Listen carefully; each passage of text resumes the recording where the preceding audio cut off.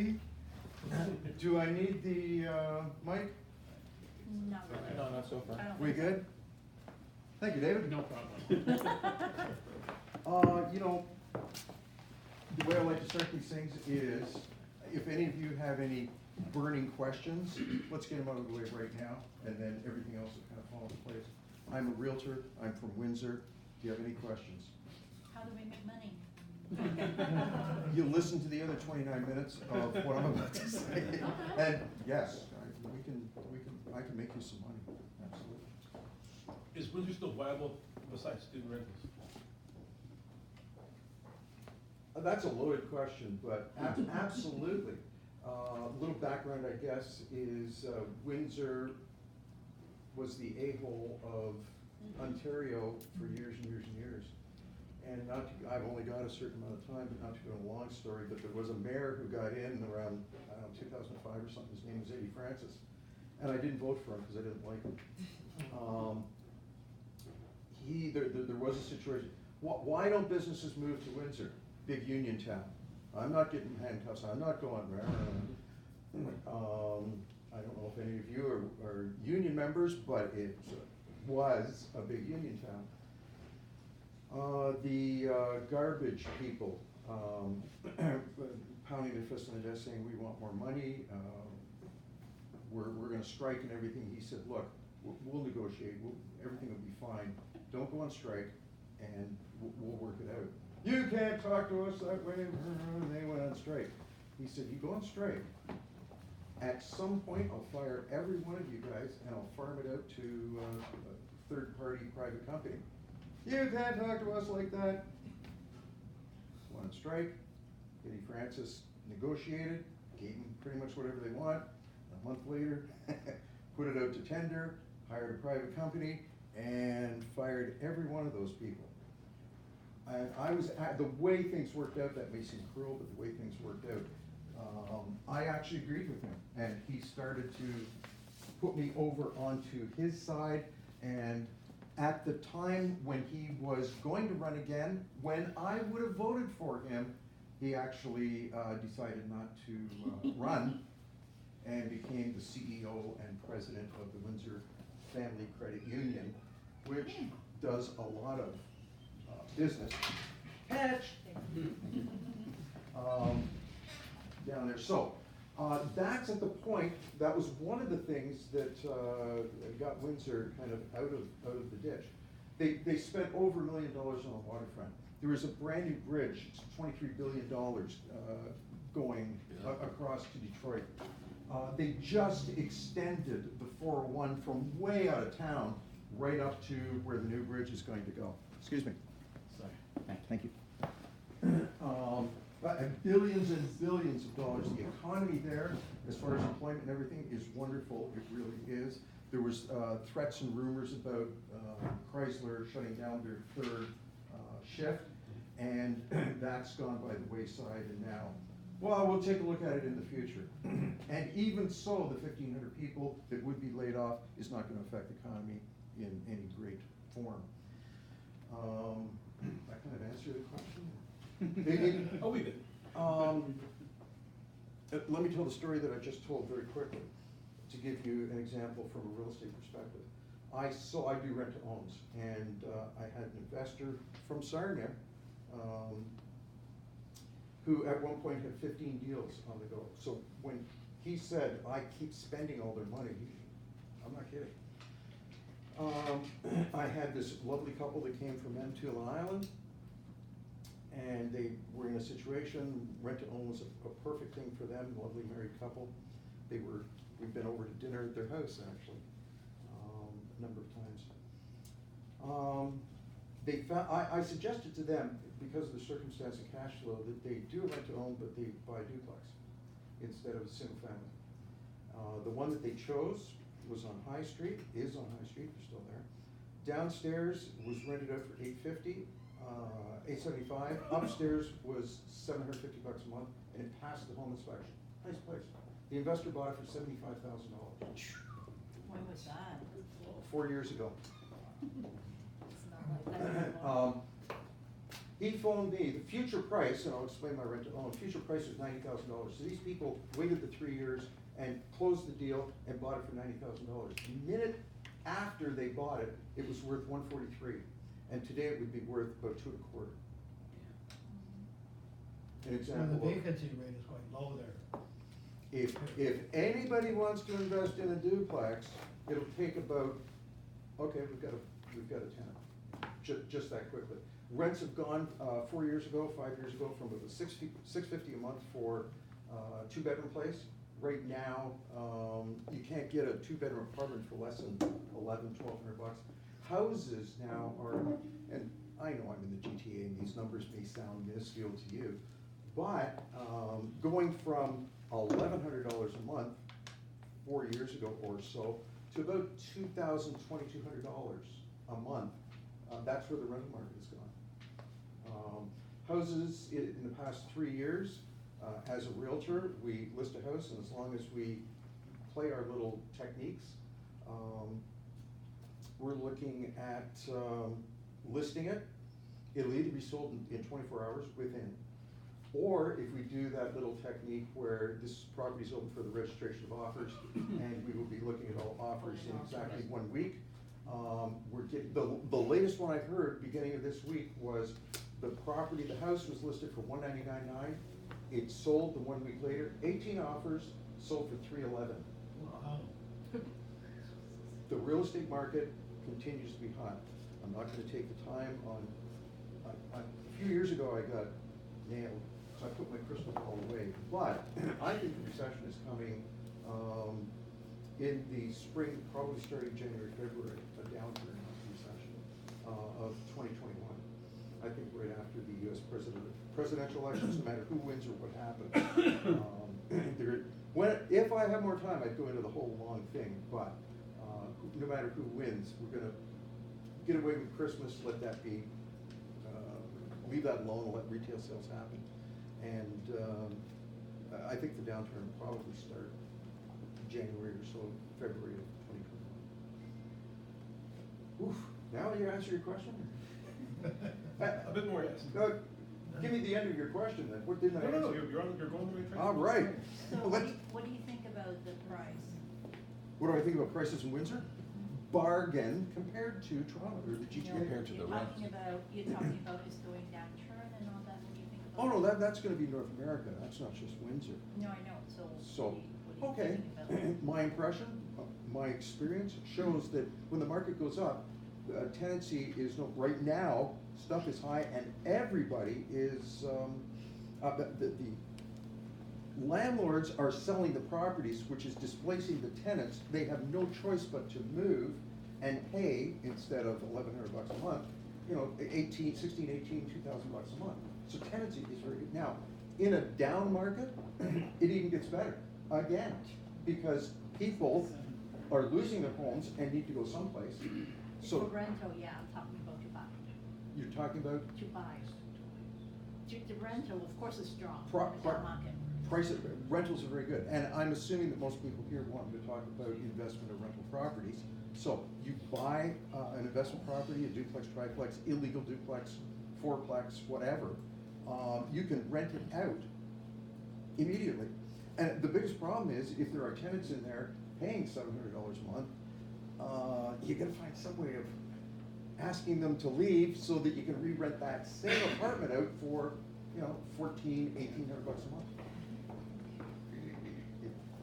Buying investment properties in Windsor right now, and the other, even though the price has gone up, from an investor standpoint, the numbers really make sense. Even though prices have gone up, rentals have gone up too, the numbers still absolutely make sense. I've given kind of two packages here, and I hope my system put them together kind of properly. This one? One is kind of investment properties, and I think hopefully the first one is in Monmouth. And the other one, I First one's think, that one. is more kind of the rent-to-own type of thing. So, I'm not gonna really speak too much on Monmouth, Peary. These are just examples of what is available for an investor right now. To buy and rent out. Yeah, the first one, 99.9, that's obviously not gonna sell for $100,000, but it's actually owned by the city of Windsor, and they have chosen to represent. Now, and Nathan. I don't know now, but in the past, a lot of my friends are talking about going to invest in Windsor. A lot of the houses are not in Jupiter. Is this still like that right now? Let's go down to the beaches. There's still homes in the beaches that are not in two. The strong majority of all the homes, when they turn over, the insurance companies will not allow not in two. Yeah. They will allow it for a short period of time. We will insure the property to get it closed. You've got 4 months to get it done. Yeah. And typically, it's around, depending on how much drywall they have to destroy, it's maybe $1,200, $1,500 to put a new panel in. Yeah, something like that. Depending. To put a new panel in is about $1,200. 100 amp circuit breaker panel. When you say a two-story duplex, that's not a legal duplex, right? Which, do you have an address? Yeah, the first one on your sheet. 1235 Monmouth. Monmouth. You know what, I don't think it's on here, and very quickly I could check. Yeah. The city, and nobody ever gets the government knocking on the door saying, hey, you've got a duplex here, you're in trouble. Unless somebody specifically complains, the city absolutely turns a blind eye to them. Most of these, especially in this neighborhood and this age, are definitely grandfathered. So this is an example of the investment properties. I just brought a little something instead of me talking up here with no paperwork. Yeah, these are bargains, these are all incredibly cheap. Incredibly cheap. John prices. Okay, I didn't pick the most expensive ones. You can't believe that, like, so cheap. You can't believe That's it. because you live in the GTA. That's- Yeah, the average cost of a place that you would want to move into or live in, is $235, $275, even in a really nicer neighborhood and everything. $350 gets you a really nice place in this area. Like a single family home? Oh, I'm talking single family, that you'd want to move in. Average price right now is about $355. But you can still get a really nice place in a really nice area for $235, $275. Yes, Well, I'm seeing waterfront here on Lake St. Clair, like for $339. Like, yeah. like- Does it have an address or a street? Yeah, 1400 Kale Avenue. Yeah. Lakeshore. Okay, Lakeshore is just east. Yeah. Actually, it's a little bit more expensive than Windsor. You get out of Windsor proper, and, yeah, that would be a little bit more expensive, but, yeah. Now, a friend of mine, actually a mortgage broker, is, Shh. Who said that? You're allowed to have a mortgage broker. A friend of mine who's a mortgage broker. There's not too many. Just one. Just one. Just one. I just sold his house in Tecumseh, which is Lakeshore, and we got like, I think it was $535 or something for it. But he's actually building a place, Lakeshore. He just phoned me last night and he said, "You're not gonna believe it, my general contractor, they dug the hole and they poured concrete. He's just sending me a bill for $85,000. Rick, do you believe this?" Dude.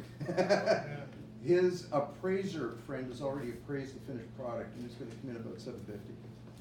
So what he's going to do, since semi-retirement, is put a line of credit on that property, and then he and I are gonna play in flips and everything, because it'll be just a wonderful source of add. The second one, hopefully these are all the same and in order, with the green on it, would be more really good properties for a rent-to-own. Now, let me get into, because I'm chewing up time here, let me get into the rent-to-own. And if anybody has specific questions about simply investing, I think you should call me. In the package is my business card. And, call me, email me, text me, rickrose.com. It's pretty, anybody who says, gee, Rick, you're hard to get a hold of. No, I'm not. Let me get into the rent to own. In the rent to owns, I started doing rent to owns probably about 1993. Yeah. And back then, it was the Wild West. We could do anything we wanted to do. The first rental I ever did was at like a $200,000 waterfront property. We're charging, I think it was $1,100 a month. 100% of the rent went toward the down payment. It was a 2-year contract, and it was wonderful. And it closed. Everything was good. Yeah, not so much today. They've changed a lot of the rules, regulations, and mortgage brokers obviously know this, and the realtors know this too. Back then, and still today, some people are actually using the old system, and some people are teaching, oh, you wanna learn about rent to own? Terrible, terrible. The way we used to do it was, there used to be 2 contracts. One contract was the lease, one contract was the option to purchase. Yeah, 2 contracts. The thing about it is, if it's a 2-3 year, I don't know, whatever we want, 2 months before, if the tenant didn't supply the option to purchase, the whole deal fell through. The old way of doing it, I still talk to a few people, they brag 25% of our deals actually come to fruition. They actually close.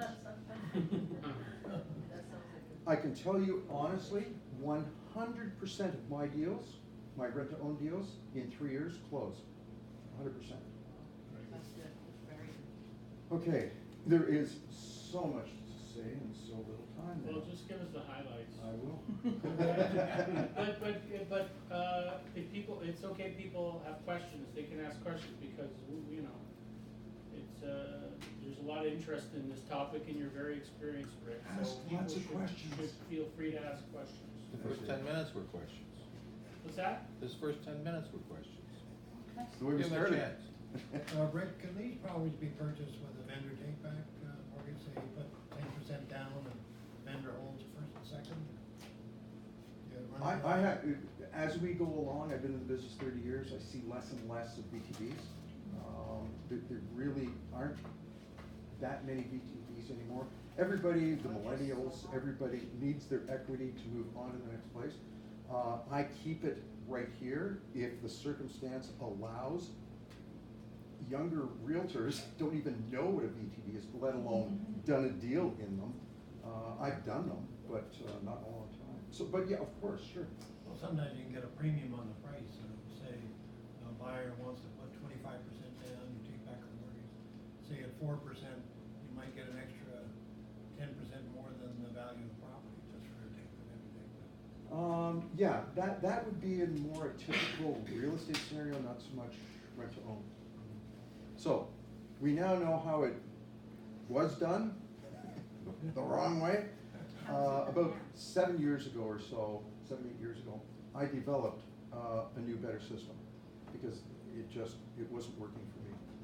So first of all, and I'll explain this too, as you call tenants, I do not call them tenants. Not tenant buyer? They're buyers. Yeah. tenant They're buyer. actually occupants. And what the fee that they pay every month is an occupancy fee. Yes. And the investor is not a landlord. No. No. He is the investor. What my system does, whoever brought that up, what my system does is it removes that scenario, that deal, from the Landlord-Tenant Act. So, there's no 6, 7 months, oh, you didn't pay, this is the second, third month in a row, and now you've gotta go to the board, and 7 months later, after them staying there for free, maybe finally you kick them out. With my system, you got 3 weeks to get out of my house. And I'm being kind, make it 4, and I'm being kind. My system completely removes that whole scenario, the whole deal from the Landlord and Tenant Act. How? Gee, glad you asked. First of all, I don't do up two contracts, I do one. And it's called the Agreement of Purchase and Sale in the Province of Ontario, Form 100, 101. It's an actual buyer agreement of purchase and sale. Second thing, I have 4 pages of Schedule A, which no, I will not send anybody here a copy of, to a lot of time and money and everything, proprietary. Remind me about lawyers in just a minute. The 4 pages of Schedule A separates this from a normal deal and makes it a rent-to-own. Now, I should say too, I keep referring to this as rent-to-own, and it is not. Nowhere in my contract does it say rent, tenants, landlords, nothing like that. Because then people could say, well, you've got the word tenant and rent in there, so we're under the, no, you will not find any of that terminology in my So what contract. do you call rent? No, it's not rent, No, but it's the what do you occupancy call- fee. Occupancy fee, okay. And the buyers are occupying the property until Occupant. closing. And we have a legal and binding contract, the agreement of purchase and sale to state that. And it's my Schedule A, fine print, that sets it aside and spells out whose responsibilities are what. And when it comes down to it, the investor's responsibility is to check their bank account at the end of every month to make sure the money's gone in. How do you do it? That's about it. Yes. Excuse me, who's gonna go on title? The investor. I see. There are 3 components. There's the house that the people have chosen from the MLS system. There's the investor, and there's the buyers. Occupant. Buyers, yes, the occupants, yeah, but they are buyers because at the same time that I'm doing an agreement of purchase and sale for the investor to buy the house, which typically is conditional, at the same time I'm doing an agreement of purchase and sale from the buyers, the occupants, to the investor. And he will not remove conditions or buy that house until he has the occupants or the buyer's contract signed. So he is absolutely assured that the place is sold, and it's closing in exactly 3 years. So once that has taken place, then he removes conditions, buys the house on closing date. The buyers pick up the key from the lawyer's office and move in. And I tell them, they say, well, what do you have in inventory? Absolutely nothing. You have a wider choice. Anything on our MLS system, as long as it fits into the criteria and it's affordable for you, is full game. No problem at all. Can I ask a question? Please. Okay, so I. You in the back? Yeah, thank you. So, maybe I missed it. I understand you have different language and you may have your reasons, which I don't need to necessarily know about right now, but my question is, why is your success rate on purchasing, you said it was 100%? Yes. Versus other rent-own pro, what's the essential difference? You've got a buyer, occupant who has crappy credit, hopefully enough income and they don't lose their job at the end of 3 years. You're in an escalating market, which certainly doesn't hurt the last, I suppose, right? But if it went down, that certainly wouldn't, that could seriously hurt the potential of a deal. So what's your unique about why are yours closing at 100%? One is because I don't do the 2 contracts. I don't give them the option of backing out at the end of the whole thing. The 2 is my qualifying process. I take a long time to qualify. The people that get through me and that the investors actually see don't have what I call a tenant mentality. And the ridiculous example, I had a lady phone me about 2 years ago right now. Yeah, I see you're advertising for the rent to own. Yeah, I wanna buy a house. Yeah. Great, I've got 3 standard questions that I start off the conversation. First of all, are you working now? Do you have an income? No, I'm not working. I'm on, whatever they call it these days, welfare. Oh no, I've been fooled before. Oh, I've been fooled. Yeah, but my aunt just died and gave me $550,000. Oh, whatever. I've been fooled. So, no, I asked the second question. How's your credit rating? It's not great. I've been fooled. Not great, 700. They think 800 they have to have. So, how's your credit rating? Not great. Well, when you say not great, what do you mean by that? Do you have a number? Yeah, it's like 420. Yeah, it's there someplace. Good, not great. Oh, okay. I've been fooled before. My last question is, well, do you have any type of cash? I've been fooled. You're talking about buying a house. You need some type of cash in order to buy a house. How much can you come up with? I might be able to scrape together $250 or so. Now, I'll tell you, and I hope you believe me because I'm telling you, I'm a pretty nice guy. But I kind of lost it. I said, so, let me understand this. You're on welfare, you have no job, you have no credit, and you have no money, but you want me to help you buy a house. She went, yeah. With a matter of, yeah, like, Rick, what's stopping you? I honestly, I'll tell you one of my secrets. Out of all of the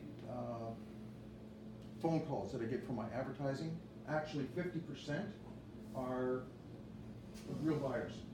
And they just don't. Why don't you think you can buy a house? I missed a Bell telephone payment about 18 years ago, so I screwed my life and then you never buy. You know what? I think I can help you. And they wind up with, 680, 720, they got a good job, they make 60 grand a year, whatever. So 50% of all of the people that get a hold of me, I can help. 25% are really good, legitimate Bill and Mary's. I'll explain that in a minute. And they're just great rent-to-own people. And 25% of all the people that call me, excuse the expression, but they're sludge, and nobody can help them. So, I'm looking for Bill and Mary. Bill had a job, this goes up 3-4 years ago, and he was making 50 grand a year. His wife, lovely, 2 teenage kids. He drives his sons to hockey practice on Saturday mornings.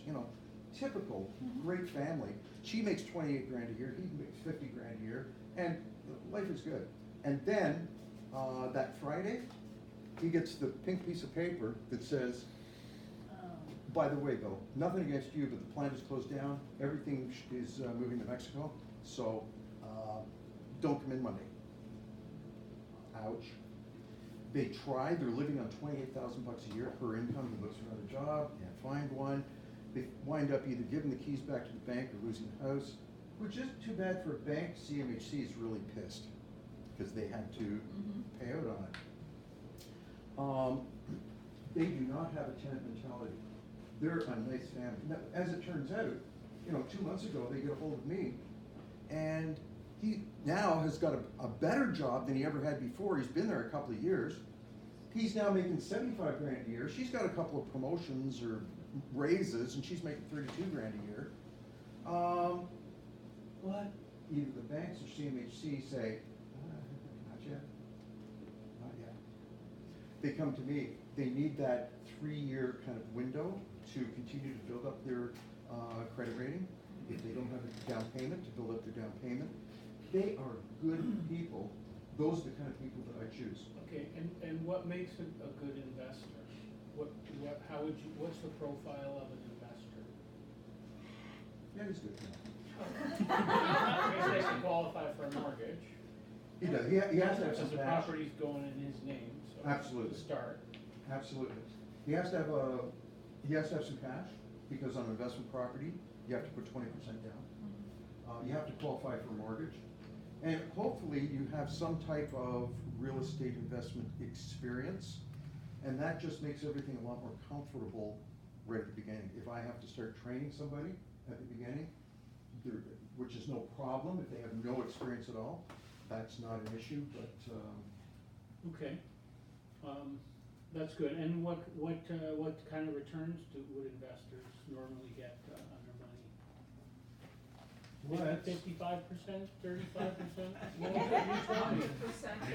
53.25% per annum based on their investment.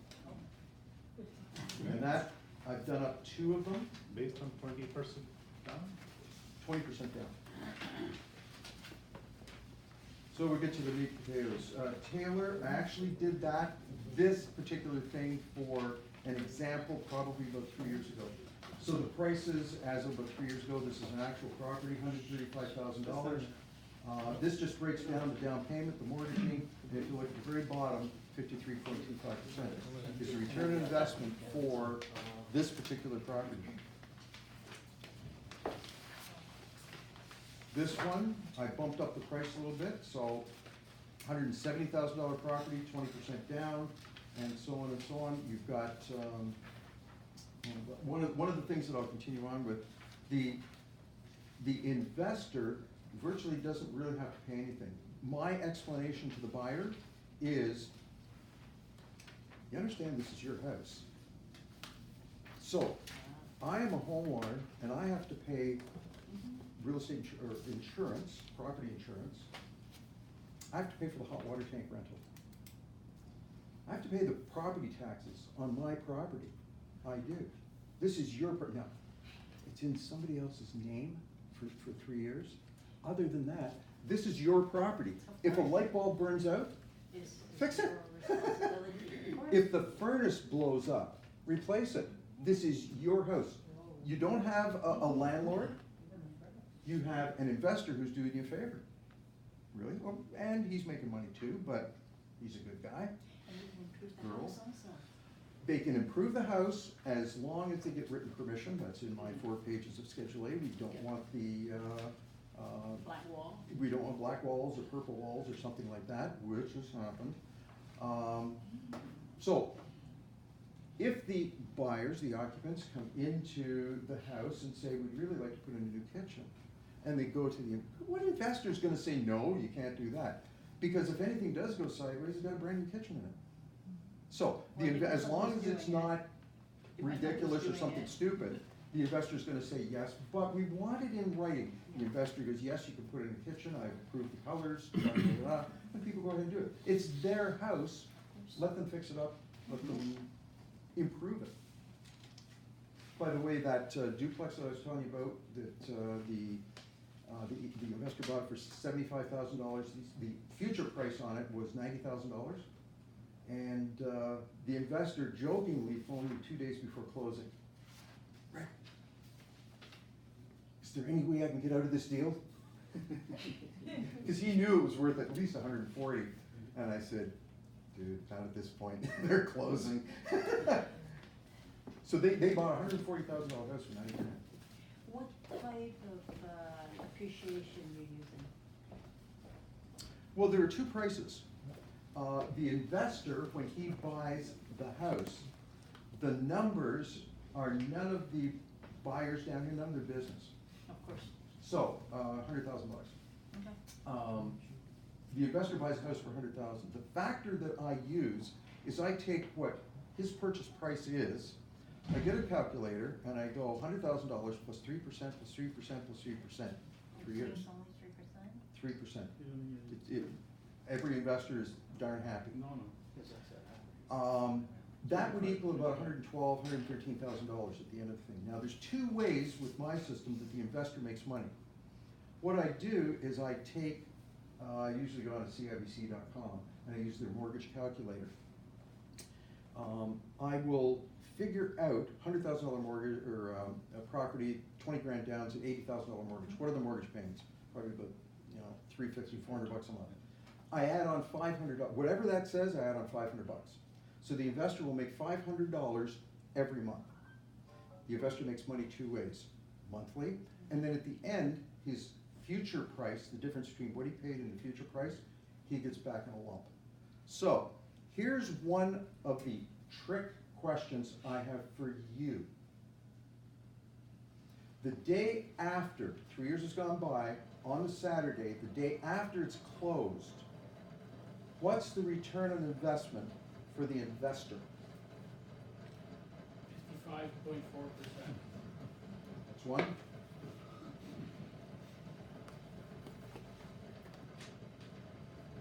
The answer is, there is no answer, it's infinity. again, $100,000 place, 20 grand down. The investor puts 20,000 bucks into the pot, buys a house, gets an $80,000 mortgage. On closing, he is selling that for 113, so he's made his 500 bucks all the way every month, which is 18,000 bucks. He attends the lawyer's office on Friday afternoon. The lawyer says, here's your check. So that check includes the future price, the extra $13,000. It also includes his $20,000. It also includes, as a bonus, a little bit of extra money, because the pay down of the mortgage. Yeah. So typically, my investors are making between 40 and 45,000 bucks. Virtually no risk, it's in the investor's name over the 3-year period. But how would you like to invest the day after? By putting in absolutely no money, and at the end of 3 years, making $43,000. What's your return on investment? Infinity. Rhetorical question, you don't have to answer that. Okay, right. Any questions for Rick? You said term is 36 months. Do It you is also have 36 different- months, my contract. Any different in some What- cases? What I find, 2 years is if they need to build up their credit, if they need to build up their down payment, and remind me about down payment, you remind me about lawyers. If they need to build up their down payment, 2 years is not enough, 4 years is ridiculous. 3 years is the magic number. What if they can't do it in 3? Do you extend? If they what? They cannot do it. If in they 3? can't close, Yeah. there's do you- no reason why they can't close. Do you extend? It's up to the investor. And I strongly recommend to the investor, as long as they've been a good occupant, paid on time, go for another year. Why not? How much do you charge them for deposit? Okay, if they have 5% down, I scoop that whole 5% and I give it directly to the investor.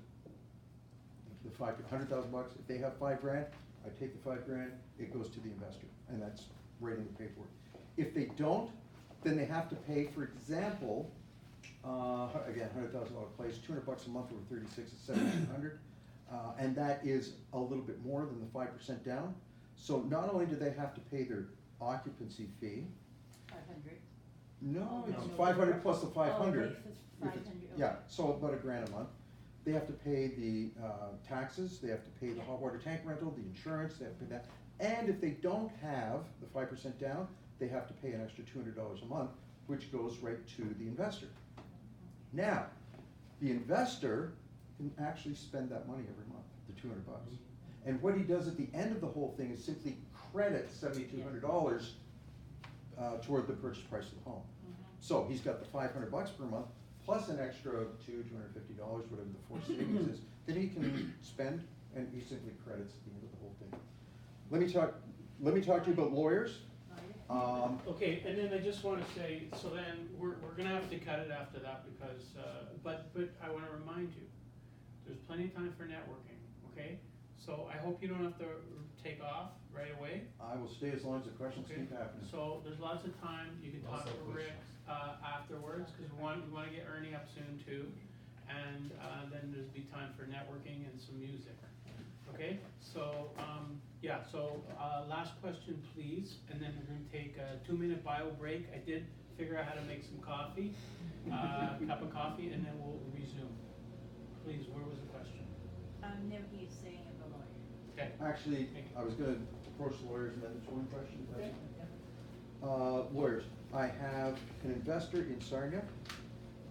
I have an investor just north of Kitchener. And those two investors said, you know what, Rick, it sounds great, but I want my lawyer to take a look at the paperwork. I said, no problem at all, have them sign my confidentiality agreement, non-disclosure thing, and I'm happy to send it to them. And the lawyers both did. The one lawyer was in London, the other was in Toronto. And coincidentally, I was talking to my investor, I said, well, you know, it's been a week, what's going on? Both of them said the identical same thing. I've never seen anything like this, brilliant. They both, not knowing each other, used the term brilliant. This is brilliant. So it's not mine, but kind of lawyer approved. Sir?